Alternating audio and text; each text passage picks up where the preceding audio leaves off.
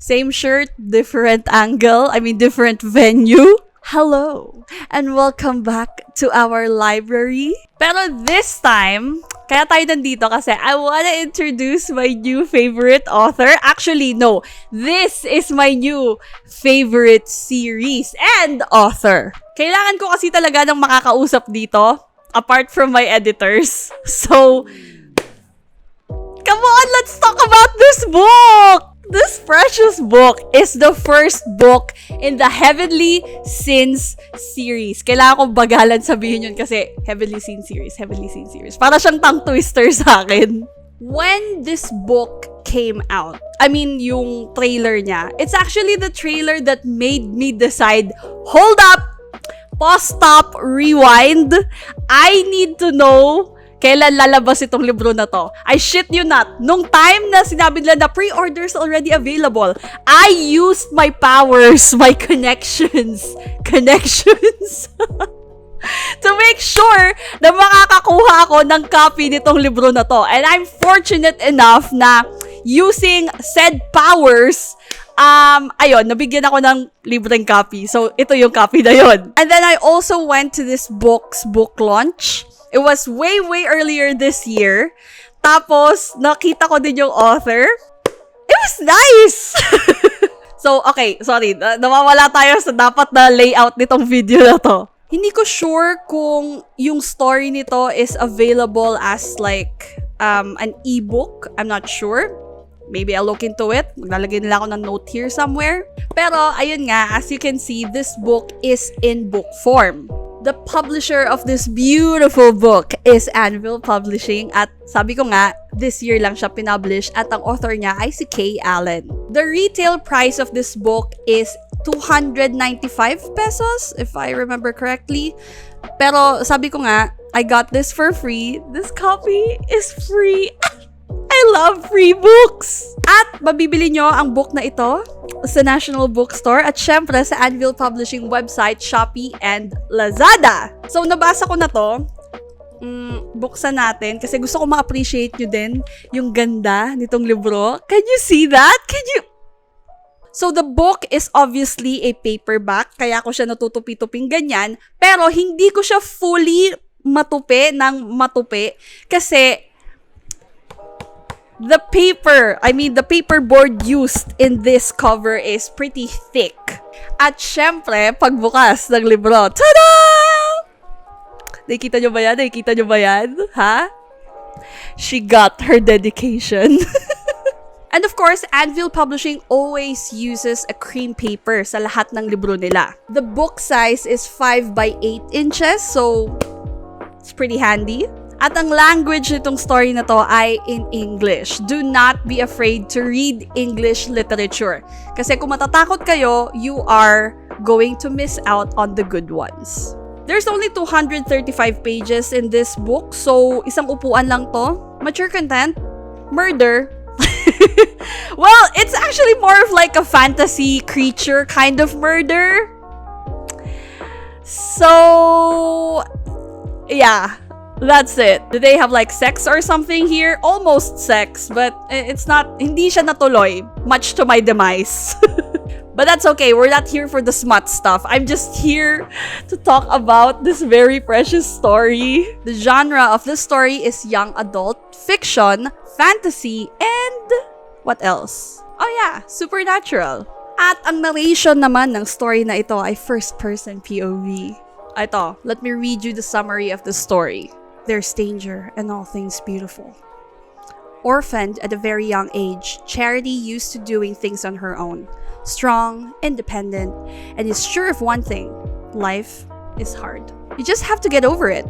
But then, she meets V, a man of power and wealth, and she finds herself slowly falling into his lavish yet mysterious world. But everything comes with a price. V hides a dark secret and projects a sense of foreboding.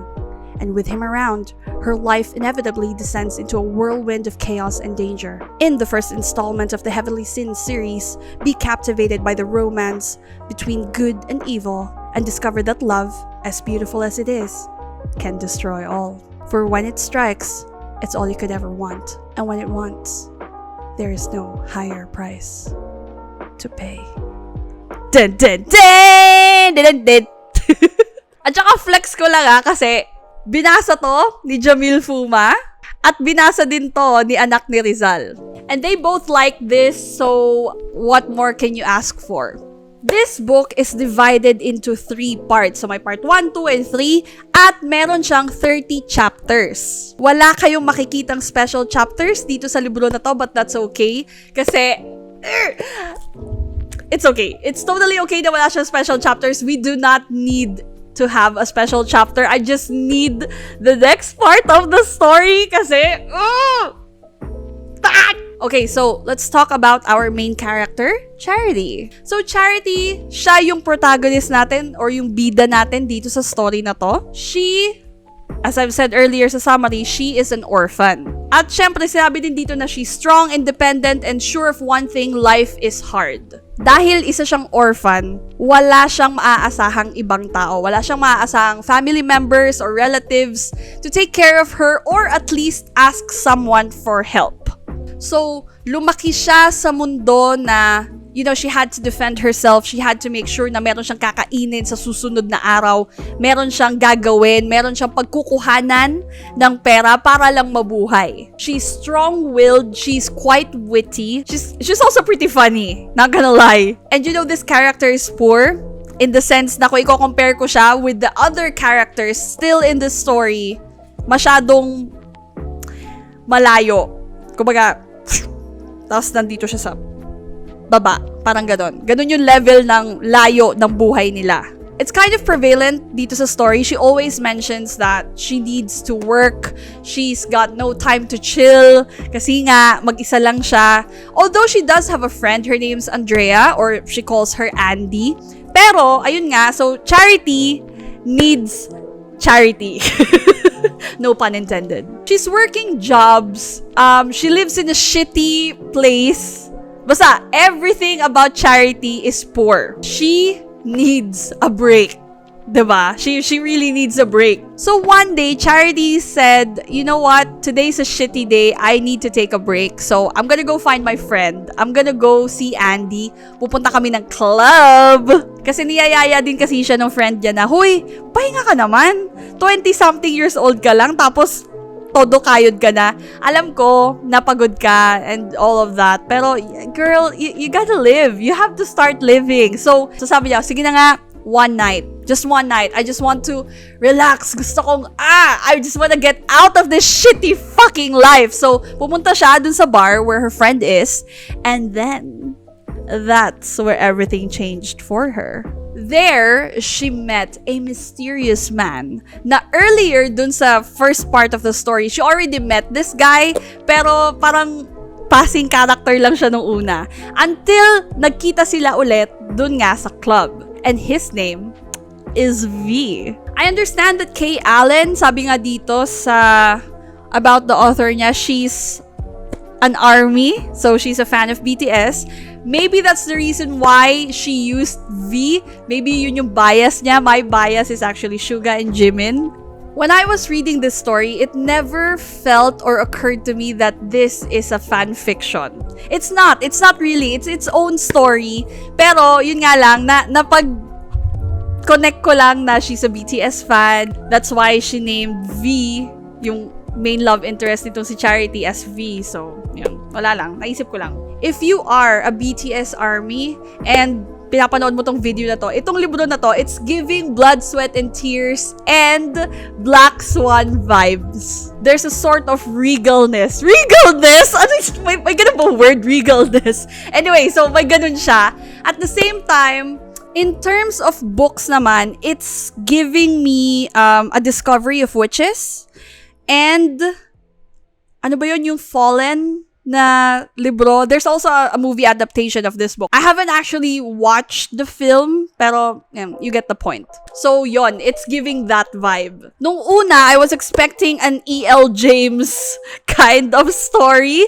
Kasi nga, you know, billionaire, tapos poor girl, so on and so forth. Siguro madami lang talaga ako nababasang Wattpad, kaya ako naisip yon. Pero, with this one, it was a refreshing story. And it's another reason why I actually do love this story. Like, please, pwede bang pagkatapos ito, please, pakibili.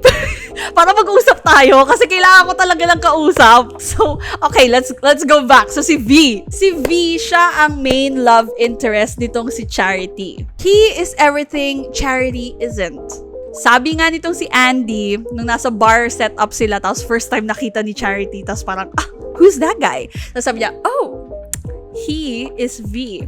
And if everyone is filthy rich, he is the filthiest. Which is totoo naman kasi at a very young age, he already owns a conglomerate.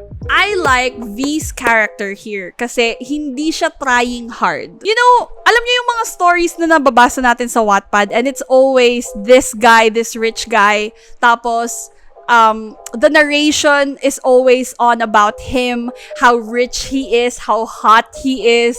Basta mga ganon. Pero, dito sa libro na to, yung character ni V, the way he talks, the way he delivers yung dialogues niya, and how I imagine him moving around Charity's world and everyone else's. For me, hindi talaga siya trying hard. Hindi siya nakakairita. Hindi siya shallow. He's not a shallow character. There's immediately when he was introduced, you know that there's something up with this character. You just don't know yet. I know that there's something up with this character. I'm expecting a Wattpad-esque kind of billionaire, but he's not. He's not like that. He is precious. V's character is more than him just being a rich guy. By the way, this is not Wattpad, okay? I'm just comparing para lang maintindihan ng audience ko. V is more than what meets the eye. I mean, you can't expect this series to be called a heavenly scene series kung walang heavenly about this, okay? Kung walang something mystical, magical, fantastical about this book. So, cat's out of the bag. As you can see naman, dito sa cover, may wings. So, ano ibig sabihin nun? V is a fallen angel. Nung binabasa ko itong story na to, sabi ko, let me make my own theories. I know at nakikita nating lahat na merong wings sa cover, pero the font is giving me vampire-esque. So, naisip ko parang, okay, sabi niya dito supernatural, so it's fantasy, it's giving that vibes. What is this? Fallen angel, check. Immortal, check. Ano pa ba? Pero basta, hindi ko alam kung bakit, pero talagang nagre-reel in ako dun sa vampire immortality vibes niya. Pero it's not.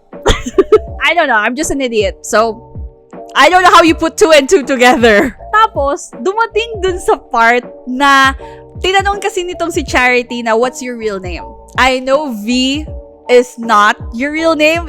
I mean, who names their child a letter? Diba? Who names their child a letter? Tapos, sabi niya, I'm not gonna give you my name. Parang, hulaan mo na lang. Basta ganon. And, ganito kasi yan. Okay? Let's go religious mode here. If you read or at least know a thing or two about exorcisms, rule number something about demonology is that most demons do not want to give their names. Kasi sabi sa exorcism na mga libro, I actually do own a few exorcism books. Sabi doon na if you know the name of the demon that you're trying to expel, you already have power over them. Kaya nga 'di ba sa exorcisms, ang palaging tinatanong ng mga pare is, ano ang pangalan mo? Sabihin mo kung anong pangalan mo. So nung sinabi ni Vion kay Charity, I mean, I'm all about boundaries and whatnot. Pero nung sinabi niya talaga yon, tapos Heavenly Scene series, I'm like, Sir, are we dealing with a demon here? So for me, that's like, a girl, that's a red flag. That is a red flag. Tapos kasi, nung first part ng interactions nila ni Charity, he's like, I'm going to offer you something that you cannot refuse. Tapos syempre si Charity parang, wait lang. Why are you offering it to me? Bakit ganito? I don't think I have the qualifications for this. Pero sabi niya, no. I don't need anything. I just need you. So I'm like, Sir, sharp. What is going on? Like, is she making a deal with the devil? Is he a devil kasi he's a fallen angel? Yun yung nasa isip ko. Yun yung mga early theories ko. Pero, as I continue to read on dito sa story na to, I realized, and sinabi din sa atin dito sa story na to na, nope! Everything you're thinking is wrong. Yes, he is an angel. He's a fallen angel. Kakasabi nga lang dito sa introduction na to. Pero, like I said, there's more to it. So, what is he really? Or who is V really? Well, you're gonna have to find out. So, you're gonna have to buy the book. So, why should you buy this book? Let me tell you. Number 1, dahil sinabi ko. The joke lang. Nakikita nyo ba yan? Nakikita nyo ba yan? Medyo madami-dami ako mga tabs dito kasi everything about this book, from the dialogue, to the writing, to the narration, to the character developments, and everything else. It's so good! It's so good for me. Okay? Kaya ako sinasabi to kasi gusto ko, bilhin nyo din siya. Just try it out. Just try it out for me, please. And once you do, please, kausapin nyo ako tungkol dito kasi gusto kong maintindihan, gusto kong malaman kung ano ang tingin nyo dito sa story na to. Madami siyang mga interesting characters na inintroduce dito. I want to see more of these characters dun sa susunod na story. This is the first book of the series. So, one of the main problems in the story is this. He's an angel. She's a human. How? How does that happen? And why is it that more wraiths or, you know, the bad creatures or beings dito sa story na to, why are they so interested in Charity? What is it about Charity that makes everyone magnetized sa kanya? At saka, the ending of this book left me hanging in a good way. Ganito dapat kayo magsulat ng cliffhangers, okay? I just really can't stop thinking about this book. At saka ito, if you are into banters, yung mga sagutan ng mga characters, yung mga one-liners, mga ganon, chef's kiss. Isa sa mga favorite parts ko dito sa story na to is yung every time na magkausap itong si V at saka si Charity. Kasi si Charity, she's witty. Si V, alam mo yung sinasakyan niya yung ugali ni Charity. Tapos basta, ang ganda ng mga sagutan nilang dalawa. So, kinikilig me. Obviously. At saka kung mahilig kayo dun sa mga characters na gumagala from one place to another, she takes us to Monza, she takes us to Italy, she takes us to Paris. Next is relatable ang main character natin. If you are a working girl, you know, talagang todo kayod ka sa buhay, talagang you want to make a life out of this chaos, Charity is the character for you. Next is if you're into escapism, what more can you ask for, okay? This book takes us to Italy, takes us to Monza, to Paris, takes us to the world of the 1%, or however you want to think of the 1%. This book gives you that. Tsaka kakaiba, okay? Kakaiba yung ginawa nitong writer na to na explanation tungkol sa pagiging angels nila at tsaka the reason of their fall. So far, nung nabasa ko yon, thinking about it, wala pa akong nababasang libro na ganon yung ginawa nilang explanation tungkol sa bakit sila naging fallen angels, bakit ganito, bakit ganon. So, for me, it is very interesting. That's an interesting take to it. You don't have to be religious to read this book, okay? Just take it for what it is. It's a fiction, it's fantasy, it's supernatural. You will enjoy this. May action din siya. Yes, definitely may action din tong story na to. And ang ganda ng pagkakasulad ng action scenes. At saka, yun nga, when I was making theories about this book, nung nasa first part pa lang ako ng story, talagang hindi yun yung ine-expect ko. So there's the plot twists in this story are pristine. Also, you know me, I love myself a good foreshadowing. Girl! I love Crave. I love the Heavenly Scenes series. I'm a fangirl. I want to read the next part of this book Kung gagawin nila tong hardbound, I don't even care na meron na akong paperback. I will fucking buy a hardbound of this book. I can see it. Hardbound siya, tapos meron siyang edging dito na black. Tapos, I don't know how else to convince you. Pero nung sinabi sa akin ng mga editors ko na magugustuhan ko to, nagustuhan ko nga. You just have to read it for yourself. The last time na ganito ako mag-gush over the book was when I was reading Jonax. So yeah, what are you waiting for? Just tigilan nyo ng panonood dito sa video na to. This video is irrelevant. Just buy this book. Basahin nyo. Balikan nyo ako dito and tell me what you think about it, okay? I wanna know your thoughts. I wanna know how you felt reading this book. Kung sakaling maglalabas po ang publisher na to ng hardbound, please reserve me a copy immediately. Kasi wala talaga akong pakialam na meron na akong paperback. I want my own hardbound. Lahat ng links dito sa libro na to, ilalagay ko sa baba. Please buy one for yourself. Do yourself a favor. Read this book kasi maganda siya. Like, easy 5 stars. So, there you go. As you can see, masyado akong masaya. That's it. And I'll see you guys on the next video. Bye-bye.